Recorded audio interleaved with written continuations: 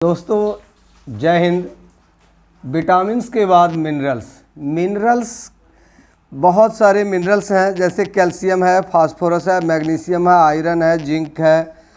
इस तरह से बहुत सारे जो मिनरल्स हैं, इन मिनरल्स का हमारे शरीर में क्या उपयोग है, ये मिनरल्स हमारे शरीर में क्या क्या क्रियाएं करती है और इसके क्या क्या लाभ हैं, इसके बारे में एक एक करके मैं आप लोगों को अब बताऊंगा कि मिनरल्स हमारे लिए कैसे उपयोगी है और किस तरह से हमारे जीवन को सही ढंग से चलने में, मतलब स्वस्थ रहने में उपयोग है।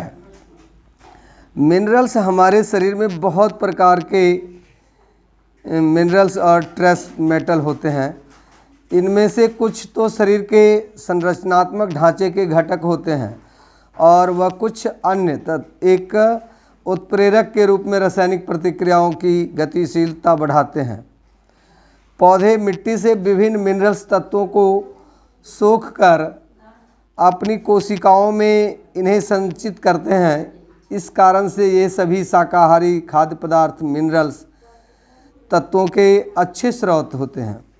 मनुष्यों सहित अन्य जीव शाकाहारी खाद्य पदार्थों के सेवन द्वारा विभिन्न मिनरल प्राप्त करते हैं, लेकिन हमारे आहार में मौजूद मिनरल्स की कुछ मात्रा खाना पकाने, प्रोसेसिंग और इनके संचयन के दौरान नष्ट हो जाते हैं। मिनरल्स अपने प्राकृतिक अजैविक रूप में धरती में होते हैं। मिनरल हमारे शरीर के वजन के केवल 4% के बराबर होते हैं और अधिकांशतः हड्डियों में पाए जाते हैं, लेकिन यह शरीर की कई जैविक प्रक्रियाओं के लिए बहुत महत्वपूर्ण है। हालांकि कई मिनरल्स तत्वों की हमें बहुत कम मात्रा में आवश्यकता होती है, लेकिन इनकी कमी होने पर गंभीर रोग और स्वास्थ्य पर हानिकारक प्रभाव हो सकते हैं। अच्छे स्वास्थ्य के लिए मिनरल्स महत्वपूर्ण होते हैं। यह हड्डियों और दांतों के मुख्य घटक होते हैं। मिनरल शरीर में अम्ल क्षार के संतुलन को बनाए रखने व शरीर के भीतर आवश्यक यौगिक के परिवहन में भी मदद करते हैं। तंत्रिकाओं में आवेग के संचारण द्वारा सूचनाओं के आने जाने और रक्त के थक्के बनने के लिए भी मिनरल्स महत्वपूर्ण होते हैं। विभिन्न शारीरिक कार्यों के निष्पादन के लिए मिनरल्स तत्वों की दैनिक आवश्यकताओं की मात्रा के आधार पर इन्हें मैक्रो मिनरल्स और माइक्रो मिनरल के समूह में वर्गीकृत किया जाता है। जिन मिनरल्स की वयस्कों के लिए दैनिक आहार द्वारा सेवन की आवश्यकता 100 मिलीग्राम से अधिक होती है, वे मैक्रो मिनरल कहलाते हैं। मैक्रो मिनरल वो हैं जिन वयस्क व्यक्तियों के लिए दैनिक आहार द्वारा सेवन की आवश्यकता 100 मिलीग्राम के करीब करीब हो, उसे मैक्रो मिनरल कहते हैं। Magnesium, calcium, potassium, phosphorus, sulphur, chlorine और सोडियम मैक्रो मिनरल्स हैं।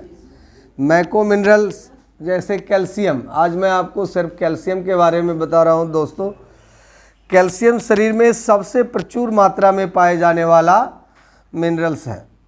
70 किलो वजन के एक वयस्क व्यक्ति के शरीर में लगभग 12 किलोग्राम कैल्शियम होता है, जो शरीर में मौजूद कुल मिनरल्स तत्वों के 39% भाग के बराबर होता है। शरीर में मौजूद लगभग 99% कैल्शियम हड्डियों और दांतों में होते हैं, जो इन्हें शक्ति और कठोरता प्रदान करता है। शेष 1% कैल्शियम विभिन्न शारीरिक द्रव्यों और ऊतकों में पाया जाता है। प्रायः शरीर के द्वारा भोजन में उपलब्ध कैल्शियम के केवल 20% से 30% भाग का ही अवशोषण हो पाता है।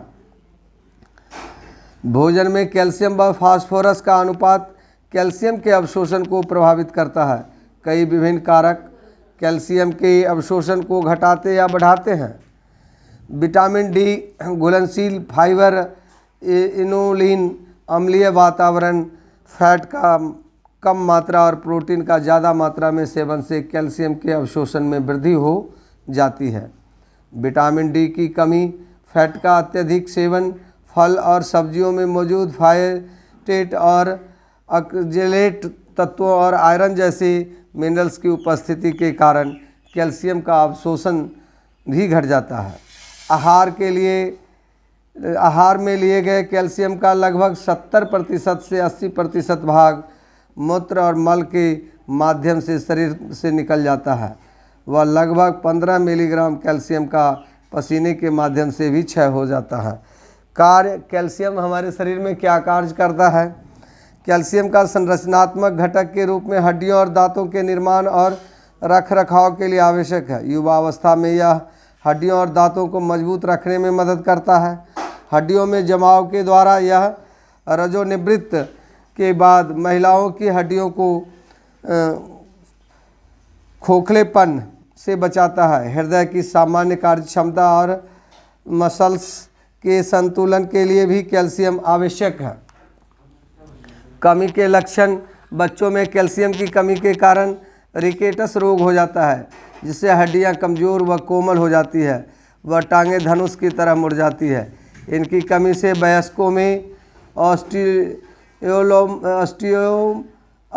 ऑस्टियोमलेशिया हड्डियों की कमजोरी और महिलाओं में मेनोपॉज के बाद कैल्शियम का अवशोषण घटने से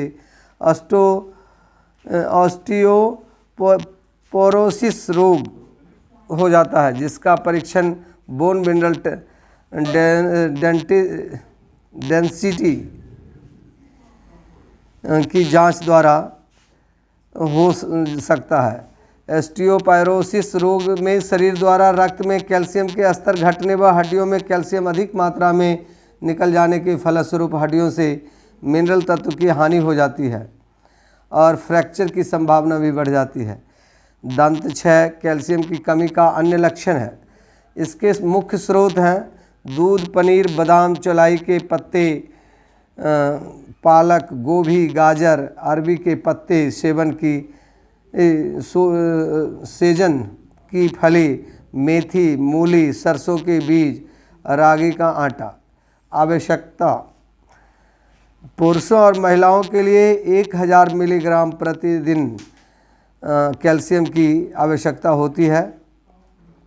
गर्भावस्था के दौरान या स्तनपान कराने के समय महिलाओं में इसकी मात्रा 1300 मिलीग्राम होनी चाहिए। दोस्तों, जय भारत।